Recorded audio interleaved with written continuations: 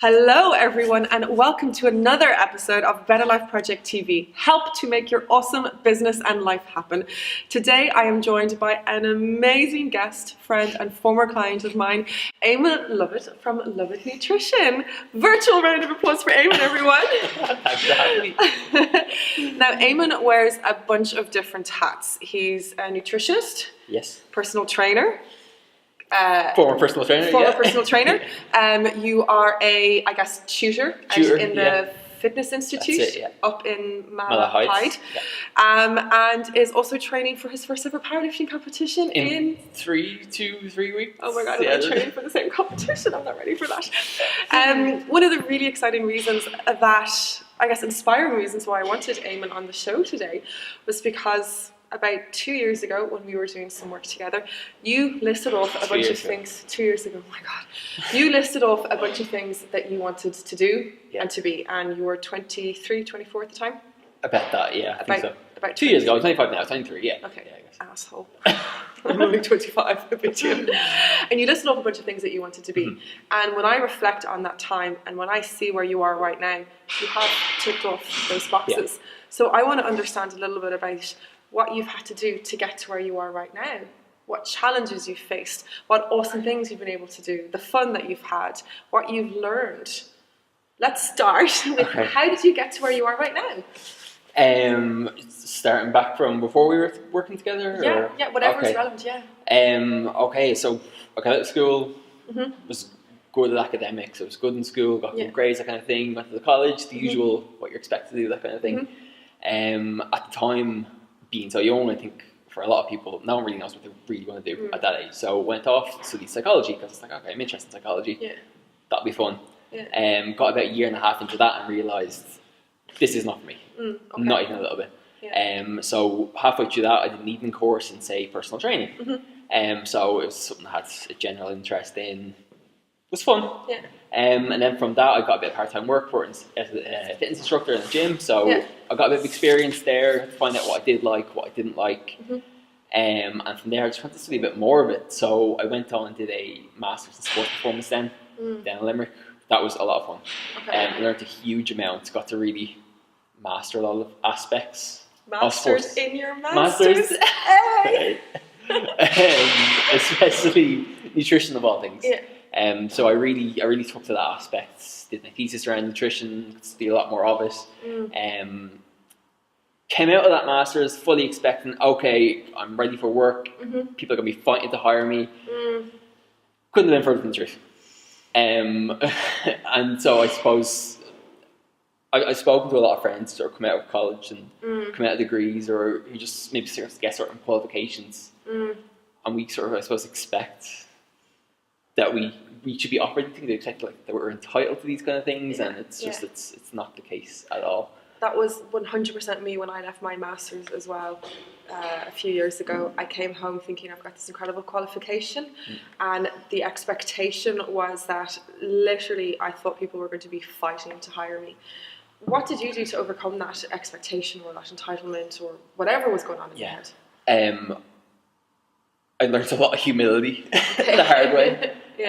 I suppose hearing no quite a bit. I mean, at the time, it is a slap in the face.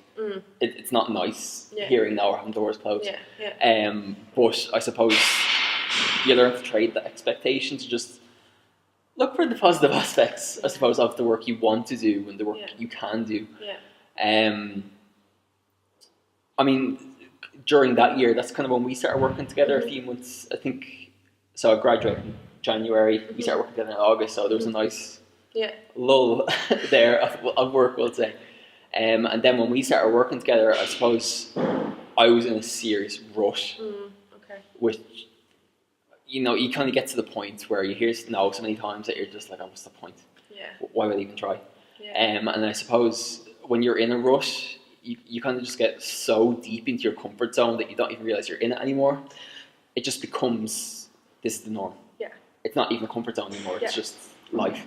And then I suppose when you have a coach step in, they can tell you, well, here, this is actually what you could be doing, it's what you're capable of doing. And that was a massive help in that sense. You're just being told, okay, step up, put yourself out there again, and putting sort of the dominoes in place. Just tip away and let everything happen then. Yeah. And then I suppose from there, it was just a matter of looking out for these opportunities. So I think, I mean, putting yourself out there for, say, job interviews or putting applications, that kind of thing, it works to a point. But funnily enough, every career progression I've had since then, it's never ever come from going onto jobs.ie and, say, putting an application. It's always come from casual conversations or handshakes with people. Okay.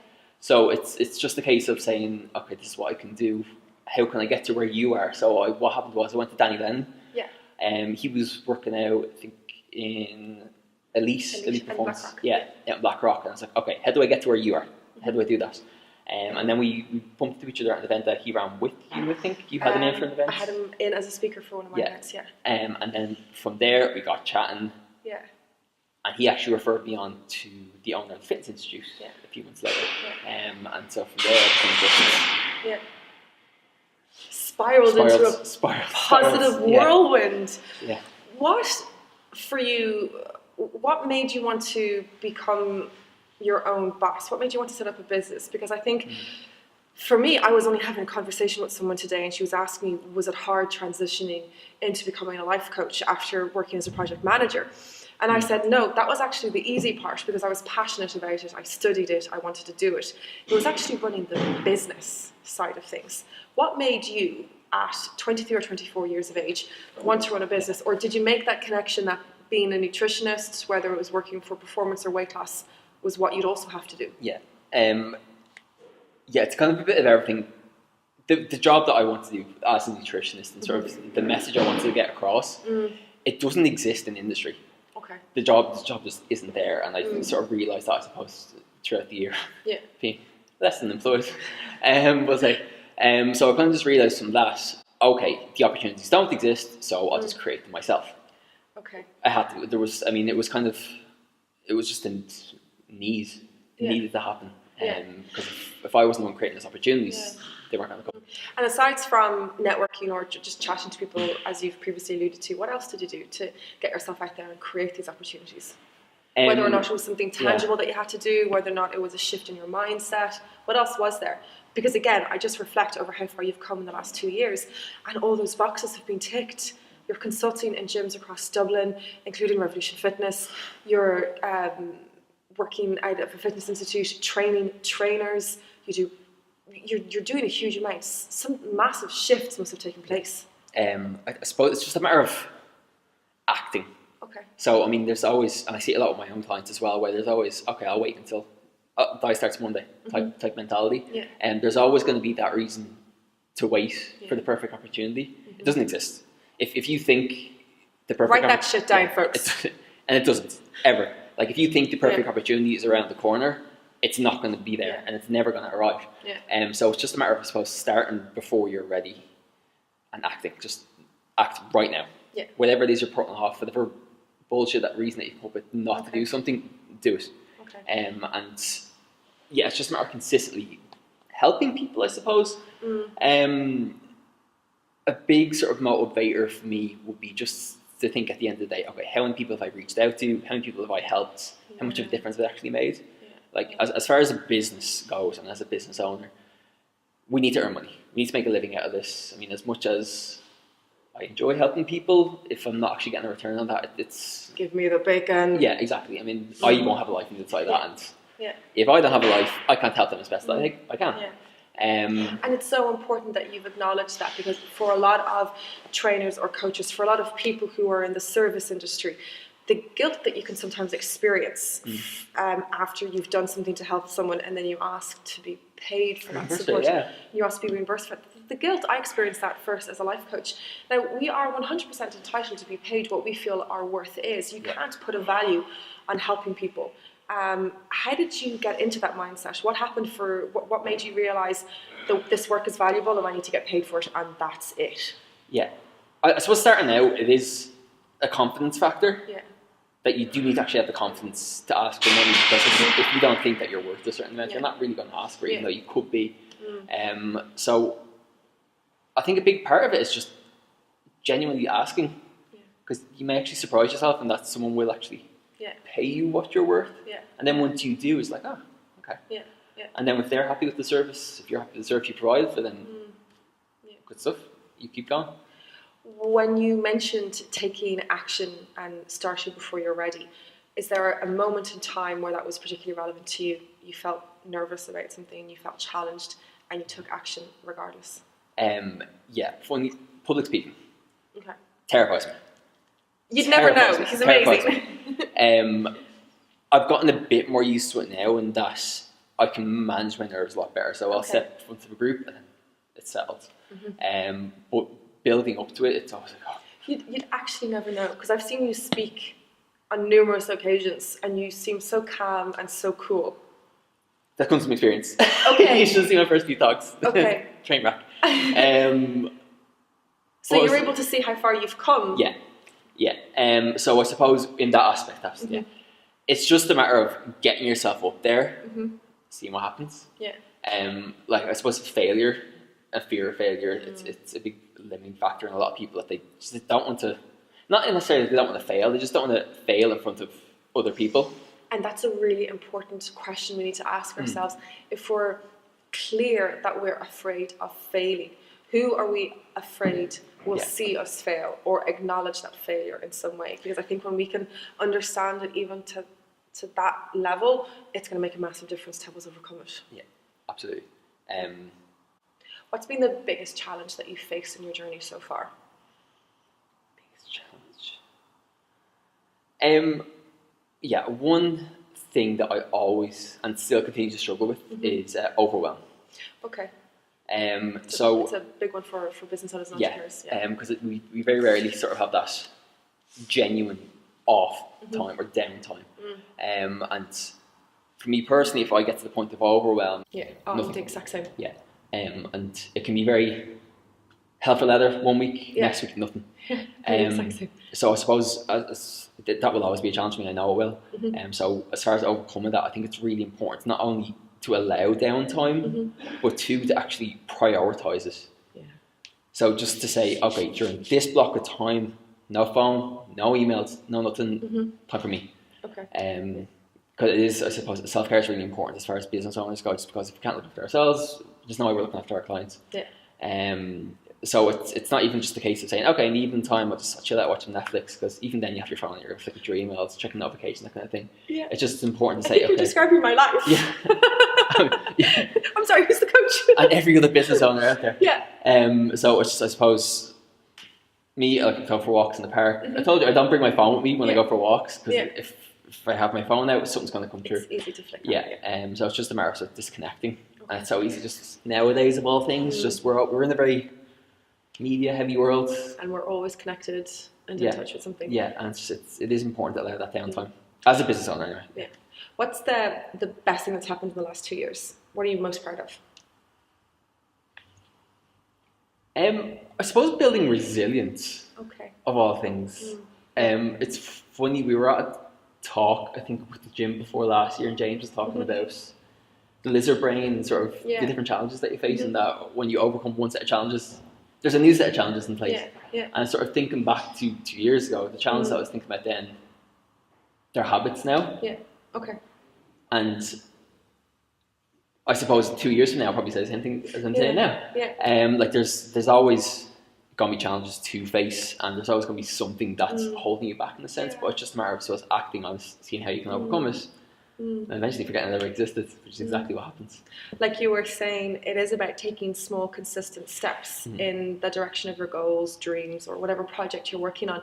And as you continue to take those steps, there's always going to be a new challenge facing you, because you're pushing yourself in ways that you didn't know or consider possible. So it's a good thing that we always face a challenge, but I guess you've gotten comfortable or more comfortable with the idea of being uncomfortable. That's exactly what it is. Which is a good thing. Yeah. What advice would you give to someone who is starting off on a similar road? Specifically for someone who's maybe just leaving college, who's still kind of fresh out of university and wants to create their own opportunities, but are struggling. What advice do you have for them? First, I would figure out, I suppose, what your vision is. Figure out actually where you want to go, because if you don't actually have that direction, there's nowhere to actually work towards. I mean, it is gonna develop with experience. But I suppose the next step will be to actually start getting experience. As much as, say, your qualifications and your education is hugely valuable, and it would be such an asset to you, we really need to appreciate the value of experience above all else. Hail Eamon. Yeah. So I suppose it's just a matter of letting go of those sort of entitlements and those expectations, and just look towards who has done what you've done, get in touch with them, ask their opinions, ask for their help, see how they've gotten there, and then I suppose follow the same path, really. Yeah. They've already done it, you just need to copy it. Yeah. Modelling someone's success is a surefire way to elevate you in a new direction that you wouldn't consider. Because again, if we're stuck in a comfort zone, if we're stuck in our own routine, our way of doing things, we're not going to think innovatively or creatively about how we can take steps towards our future. Yeah. What one thing do you do every day that you feel has helped you to become successful? Okay, gratitude, big time. When I just started out in business, I suppose there was, again, a lot of expectations. I was like, okay, I should be earning this, I should be working with this many clients, I should be doing this every single day. And there's always that feeling that, okay, I'm not doing enough. I need to be emailing more, I need to be contacting more people, making more content, I need to be talking to more people. Whereas if you're always in that mindset, it's very easy to forget what you actually have done and the positive changes you have made. So I suppose gratitude plays a big role in that, just to give you perspective of all things. Don't you have a little bit of a spin on your gratitude? You call something your... the to-do list. The to-do yeah, rather than list, a to-do list, I make a to-do list, to-do list, a to-do list. Okay. So for everything that I tick off my to-do list, I write it out in a to-do list. Okay. So it's just for the sake of, I suppose, gratitude and giving you perspective. Yeah. So if I'm ever having a bad week or a bad day or a bad hour, I can look back over this and give myself that perspective and say, okay, I feel like I've done nothing. What have I actually done? And then there's this big, huge, massive list of things that I have completed or ticked off. Yeah. Just as far as those bad days goes, expect them. They're going to happen. Yeah. As business owners, you can't escape them. You can have a bad hour, like because you could be feeling crap. You have a client in the next hour, and then it's our ability to lift ourselves out of it that I do believe is going to inform or determine how quickly we can achieve our goals. For a lot of people, and I know you've probably experienced it, I experienced it, you guys experience it, you have a bad morning, and all of a sudden it's a bad afternoon and it's a bad evening, and you go home and you tell your boyfriend, you go home and you call your mom and you bitch about it to all of your friends, and it stemmed off because one person put in front of you in the door. It was a bad morning. So we generalize one negative feeling and we allow that one negative feeling to take the entire day. When you have that to-do list, you are forcing yourself to take stock of the reality of the situation, which is, oh right, it was only one bad thing that actually went well. Okay. Mindfulness is so useful for that. Yeah. As a practice, just so like you can address that your thoughts are just thoughts. And they do not define us. Exactly. Yeah. And it's just, I suppose, once you sort of recognise that, okay, it's just a thought. Yeah. You can, I suppose, you can dissociate that from it a lot easier and step away from it. Yeah. What is in the pipeline? What's in the future for you? What's in the future? Oh my God, Sarah, you put me on the spot. I know. Let me get out my crystal ball. I'm planning another talk during the summer. A lot, I suppose, consultancy work. Okay. In the pipeline. So I'm working with a lot of the professionals in the industry.